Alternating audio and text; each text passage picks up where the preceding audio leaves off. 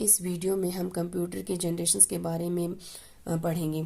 इससे पहले की वीडियो में हम कंप्यूटर की एक ब्रीफ हिस्ट्री को कवर कर चुके हैं। जैसे कि सबसे पहले आपका 3000 बीसी के आसपास एक गणना यंत्र बनाया गया चाइना के द्वारा। फिर पास्कलाइन कैलकुलेटर आया, पास्कल के द्वारा बनाया गया। फिर कैसे चार्ल्स बेबेज ने एनालिटिकल इंजन बनाया। फिर उसके बाद आपका एनिएक आया, जो कि पहला इलेक्ट्रॉनिक कंप्यूटर था, ठीक है, जिसको बनाया गया था जेपी एकर्ट और जॉन मार्शले द्वारा। फिर एनिएक इन्हीं के द्वारा बनाया गया एक यूनिवेक, जो कि पहला कॉमर्शियली अवेलेबल हुआ था। आपका यूनिवेक यूएस में बनाया गया था। तो इसके बाद क्या होता है कि कंप्यूटर को जनरेशन में डिवाइड किया गया। तो फर्स्ट जनरेशन का टाइम माना जाता है 1942 से 1955 के बीच का। तो इस जनरेशन की विशेषता ये थी कि ये जो मोस्ट इम्पॉर्टेंट पॉइंट इसका ये कि वैक्यूम ट्यूब से बने हुए थे, और इसमें इलेक्ट्रॉनिक वॉल्व और वैक्यूम ट्यूब से बनाए गए थे। ये जो इसका कोर एलिमेंट था, ठीक है, वो वैक्यूम ट्यूब से में लगा था उसमें। और ये साइज़ में इतने बड़े थे कि वो किसी एक कमरे में इंस्टॉल किया जाता था, मतलब समझ लो, या उससे भी बड़े साइज के थे। ये पोर्टेबल नहीं थे, इसको इधर उधर कहीं नहीं ले जाया जा सकता था, क्योंकि ये इतना बड़ा साइज का होने की वजह से इसको कहीं इधर उधर नहीं मूव कर सकते थे। और इसमें जो प्रोग्रामिंग लैंग्वेज यूज की गई थी वो मशीन कोड के द्वारा दी गई थी। तो और ये सबसे ज़्यादा इलेक्ट्रिसिटी कंज्यूम करते थे। तो इसी तरह से जो ये यूनिवेक एनिएक है, ये सारे आपके फर्स्ट जनरेशन के कंप्यूटर माने जाते हैं, जो कि पहले जो एनिएक है आपका वो फर्स्ट इलेक्ट्रॉनिक कंप्यूटर भी है। तो ये सारे आपके एनिवेक हो गया, एडवेक हो गया, एडसेक हो गया, मार्क 1 हो गए। तो ये सारे आपके फर्स्ट जनरेशन के कंप्यूटर में आते हैं। फिर आता है हमारा सेकंड जनरेशन।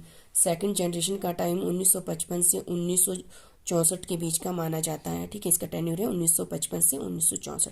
और इसमें अलग, मतलब पहले वाले में वैक्यूम ट्यूब यूज किया जाता था, तो सेकंड वाले में कोर एलिमेंट के रूप में ट्रांजिस्टर यूज किया जाता था। ये इसमें डिफरेंस है आपका पहले वाले से, कि इसमें ट्रांजिस्टर यूज होने लगा था वैक्यूम ट्यूब की जगह पे।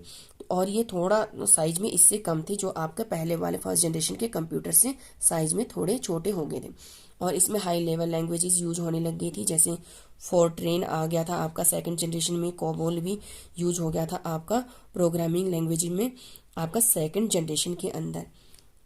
फिर आता है इसमें मैग्नेटिक कोर को यूज किया जाने लगा था प्राइमरी स्टोरेज के लिए, और टेप और मैग्नेटिक डिस्क को यूज किया जाने लगा था सेकेंडरी स्टोरेज के लिए। जैसे मैंने पिछली वीडियो में पढ़ाया था कि स्टोरेज दो तरह की होती है, प्राइमरी होती है, एक सेकेंडरी होती है। जैसे आज के टाइम में प्राइमरी में आपका क्या आता है, रैम रोम आता है, सेकेंडरी में आपका हार्ड डिस्क, फ्लॉपी डिस्क वगैरह आते हैं। तो वो चीज़ें पर उस टाइम मैग्नेटिक कोर को किया जाता था प्राइमरी स्टोरेज के लिए यूज, और मैग्नेटिक डिस्क को किया जाता था सेकेंडरी स्टोरेज के लिए। तो इसके कुछ एग्जाम्पल हैं आपके IBM 700, IBM 1401, हनीवेल 200, CDS 1604। ये सेकंड जनरेशन के कुछ एग्जाम्पल्स हैं। फिर आता है आपका थर्ड जनरेशन। थर्ड जनरेशन में का टेन्योर माना जाता है 1965 से आपका 1974 के बीच का, ठीक है। अब इसमें क्या था, ट्रांजिस्टर की जगह आपका इंटीग्रेटेड सर्किट आने शुरू हो गए थे, या IC चिप्स कहा जाता है जिसे। तो वो यूज होने शुरू हो गए थे आपका कोर एलिमेंट के रूप में, क्योंकि सबसे पहले फर्स्ट जनरेशन में क्या था आपका, फर्स्ट जनरेशन में आपका वैक्यूम ट्यूब थी, सेकंड में आपका ट्रांजिस्टर यूज हुआ था, थर्ड में आ गया आपका इंटीग्रेटेड सर्किट, ठीक है। और जो ये इंटीग्रेटेड सर्किट है, इसको डेवलप किया गया था JS किल्बी के द्वारा। मोस्ट इंपॉर्टेंट है आपका JS किल्बी द्वारा इंटीग्रेटेड सर्किट को डेवलप किया गया था, और ये थर्ड जनरेशन में यूज किया गया था आपका इंटीग्रेटेड सर्किट। मैग्नेटिक, इसमें भी पहले वाले की तरह मैग्नेटिक कोर प्राइमरी स्टोरेज के तौर पे और मैग्नेटिक डिस्क सेकेंडरी स्टोरेज के रूप में यूज किया गया था, पर ये पहले वाले से थोड़ा एक्यूरेसी स्पीड में मतलब एडवांस थे, ठीक है, थोड़ा डेवलप थे। अब इसमें क्या था कि मिनी कंप्यूटर डेवलप हो चुका था आपका थर्ड जनरेशन में। मिनी कंप्यूटर जैसे पहले के टाइम में ब्लैक एंड वाइट टीवी हुआ करते थे, जो मतलब काफ़ी बड़ा बॉक्स टाइप हुआ करता था, काफ़ी मतलब थोड़ा स्पेस लेता था। आज की मतलब जो LEDs वगैरह से उससे तो मतलब काफ़ी ज़्यादा स्पेस लेता था। तो उस टाइप के ही होते थे ये मिनी कंप्यूटर, पर ये पहले वाले से काफ़ी छोटे थे, पहले वाले साइज में काफ़ी बड़े थे। और फिर आपका इसमें ऑपरेटिंग सिस्टम सॉफ्टवेयर यूज होना शुरू हो गया था जो कंट्रोल करता था इनपुट आउटपुट सिस्टम को, और इसी में रियल टाइम ऑपरेटिंग सिस्टम और मल्टी प्रोग्रामिंग ऑपरेटिंग सिस्टम वगैरह अवेलेबल हो गया था आपका थर्ड जनरेशन में।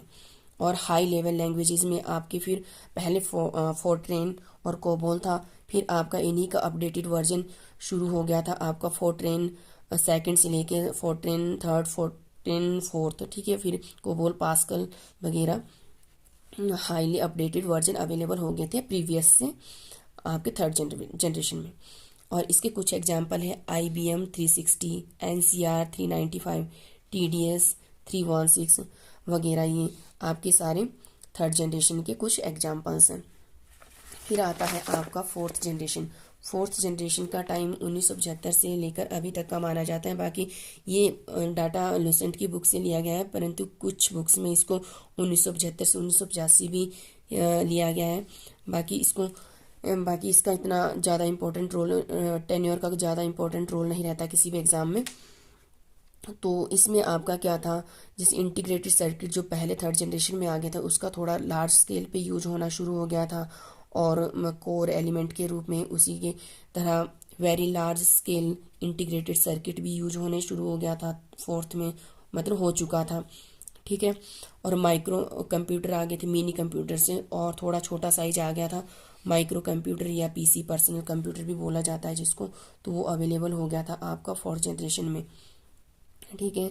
तो उसी तरह से माइक्रो प्रोसेसर भी इंट्रोड्यूस हो चुका था आपका, जो आज के टाइम में CPU वगैरह बोला जाता है, वो यूज मतलब डेवलप हो चुका था फोर्थ जनरेशन में।